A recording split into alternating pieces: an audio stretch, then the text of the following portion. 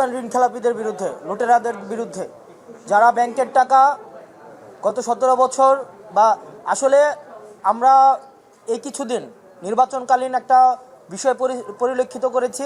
লুটেরাররা, আওয়ামী লীগের লুটেরার, বিএনপির লুটেরার, এই লুটেরারদের পরিচয় একটাই, তারা হচ্ছে ব্যাংক খেলাপি, ভোট ডাকাত, তারা হচ্ছে ব্যাংক ডাকাত, তারা জনগণের টাকা, আমার আপনার টাকা চুরি করে তারা হচ্ছে বিদেশে নিয়ে যায়, বিদেশে নিয়ে গিয়ে সন্তানদের বিলাসী জীবনযাপন করায় এবং দেখা যায় কি শুধুমাত্র নির্বাচনের সময় নির্বাচনের উপলক্ষটাকে তারা একটা মানি মেকিং মেশিন হিসাবে নেয়, যে তারা সংসদ সদস্য হয়ে তারা আবার, যেমন আমার প্রার্থীকে যদি দেখেন, উনি যখন নির্বাচনে জিতেছিলেন 2004-এর দিকে উনি একটা কোম্পানি করেন ম্যান পাওয়ার, ওই ম্যান পাওয়ারের মধ্যে উনি নিজে হচ্ছেন ডিরেক্টর, ওনার ছেলে হচ্ছেন একটা অংশ, ওনার ওয়াইফ হচ্ছে একটা অংশ, অর্থাৎ নিজের নামে লাইসেন্স নিয়ে নিজেই কাজ করবে এবং সেই টাকা আবার বিদেশে পাচার করবে।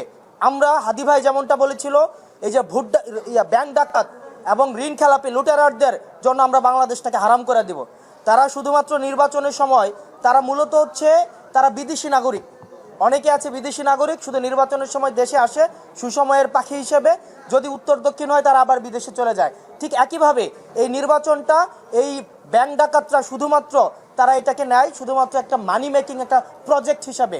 আপনি একটা জিনিস চিন্তা করেন তো, শিয়ালকে যদি আপনি মুরগি পাহারার দায়িত্ব দেন তাহলে ব্যাপারটা কেমন দাঁড়ায়? ঠিক একইভাবে যারা চুরি করে, যারা হচ্ছে ব্যাংক চুরি করে, তাদেরকে আবার সংসদে পাঠাচ্ছেন আবার হচ্ছে ব্যাংক চোরদের ধরার জন্য।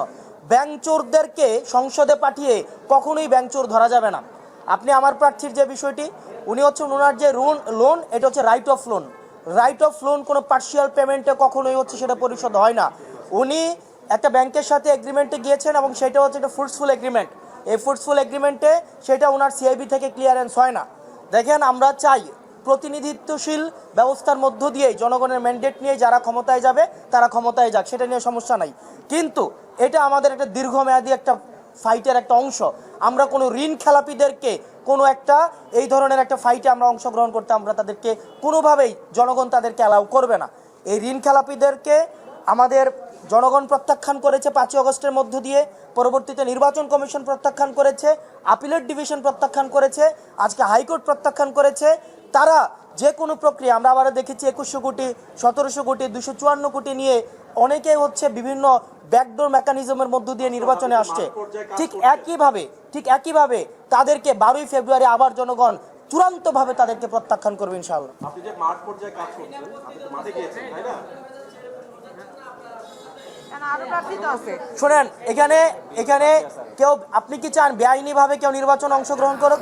বেআইনিভাবে আইন বহির্ভূতভাবে কেউ নির্বাচনে অংশগ্রহণ করাকে আমরা যেভাবে এন্টারটেইন করি না, এবং আমার আসনে আরও অসংখ্য প্রার্থী রয়েছে, এখানে আপনি শুধুমাত্র একটা আইন বহির্ভূতভাবে একজনকে তাইলে আপনি নিয়ে আসেন, আপনি আরও ঋণ খেলাপিদেরকে নিয়ে আসেন, প্রবাসীদেরকে নিয়ে আসেন।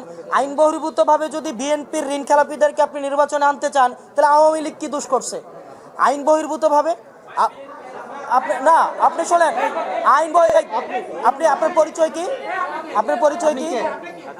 না, আপনি হাউসের নাম বলেন, হাউসের নাম কি? আপনার হাউসের নাম বলেন। না, আমার এখানে সম্মানিত উপস্থিত আমাদের সাংবাদিকবৃন্দ যারা আছেন, আপনাদের সাথে আমাদের পেশাদারি সম্পর্ক। আপনারা নিরলসভাবে পরিশ্রম করে যান, আমাদের বার্তা আপনাদের মাধ্যমেই জনগণের কাছে পৌঁছায়, এবং বস্তুনিষ্ঠ এবং নিরপেক্ষ সাংবাদিকতার মাধ্যমেই 5ই আগস্টের পরে এবং পূর্বে আপনারা ইতিমধ্যেই আপনারা দৃষ্টান্তকারী, আপনারা উদাহরণ সৃষ্টি করছেন।